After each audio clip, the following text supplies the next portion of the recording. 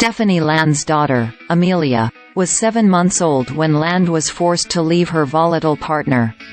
What came next for the single mother was homelessness and food insecurity. But somehow, at the same time, Land also worked to finish her college degree and pursue a writing career. Her memoir, Maid, became a bestseller in 2019 and then, 2 years later, a popular Netflix series, chronicled Land's work cleaning houses for $9 an hour.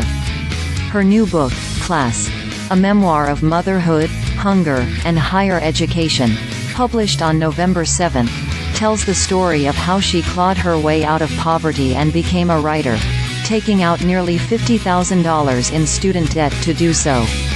Like Land, more than 33% of single mothers reported food insecurity in 2022, a recent report by the U.S. Department of Agriculture found. The fight to make rent, eat and find childcare was constant, Land writes. I never got a break from it. More from personal finance. Social Security cost of living adjustment will be 3.2% in 2024. Lawmakers take aim at credit card debt, interest rates. feesMedicare open enrollment may help cut healthcare costs. CNBC interviewed Land last month.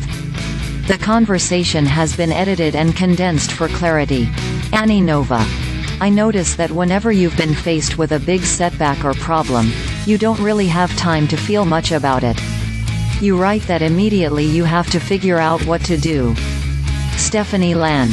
Yeah, there's a line in the book that says, I didn't have the privilege to feel. And that extended to my daughter, too. There was just no time.